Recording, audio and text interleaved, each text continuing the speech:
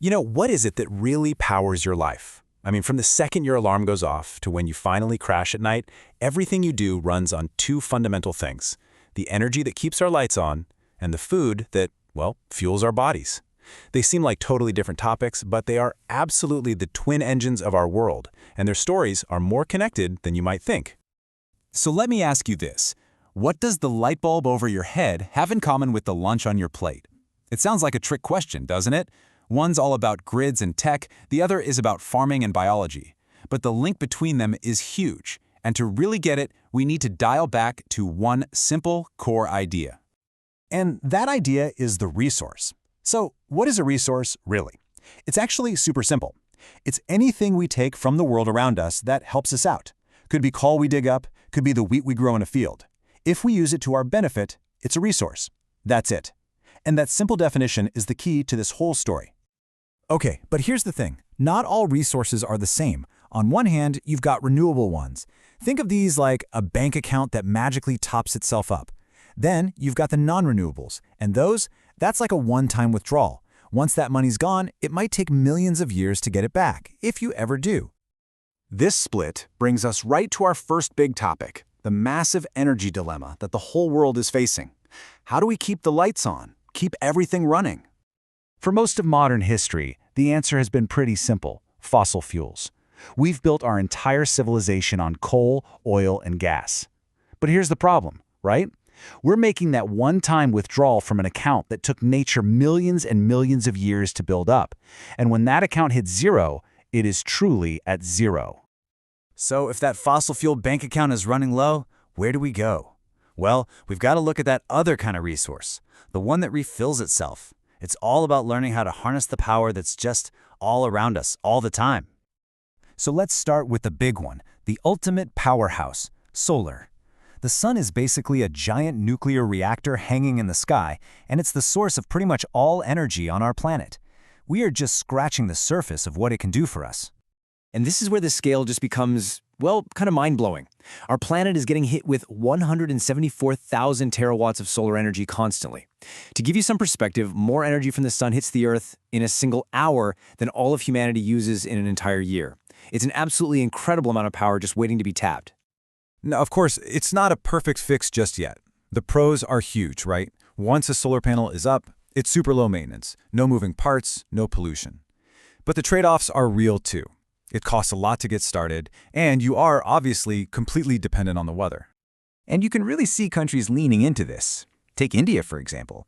It's now number 4 in the world for solar power capacity. It's even home to the Bhadla Solar Park, the largest solar park on the entire planet, covering over 56 square kilometers. That's a serious commitment. All right, next up, wind. And what's cool about wind is that it's basically just solar energy in disguise. The sun heats up the Earth unevenly, which creates different air pressures, and that pressure difference is what we call wind. And we can capture that motion with these huge turbines. And once again, India is a major player in this space, ranking as the 3rd largest producer of wind energy in the world. It just goes to show there's a serious push to harness these natural forces. So the good and the bad. On the plus side, there's no water pollution, and in windy areas it makes a lot of economic sense. But the downsides are significant. The turbines can be pretty noisy. They take up a ton of land, and sadly, they can be a real danger to birds. Okay, let's talk about one of the oldest players in the game, hydropower. This is one of the original forms of renewable energy. It uses the simple, incredible force of moving water to spin a turbine and create electricity.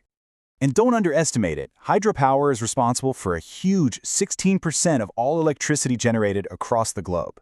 It's kind of the silent giant of the renewable world, just consistently doing its job in the background. Okay, so we've talked a lot about powering our cities, our devices, our homes. That's one massive challenge. But that's only half the story, isn't it? What about the most fundamental energy need there is, the energy we need just to live? And that brings us to the second of our twin engines, food.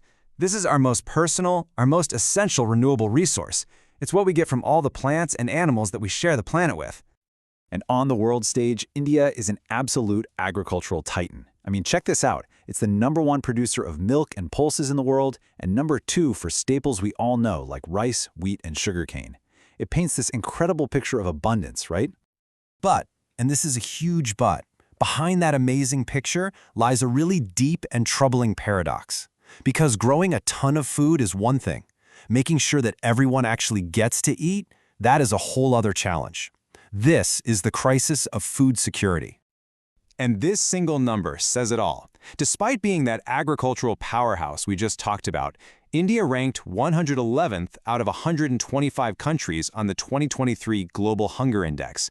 So, what is going on here? How is that even possible?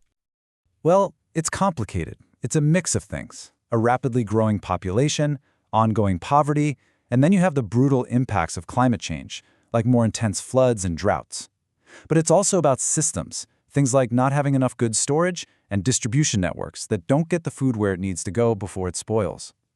And it's so important to understand that this isn't just about having an empty stomach. There's a difference here.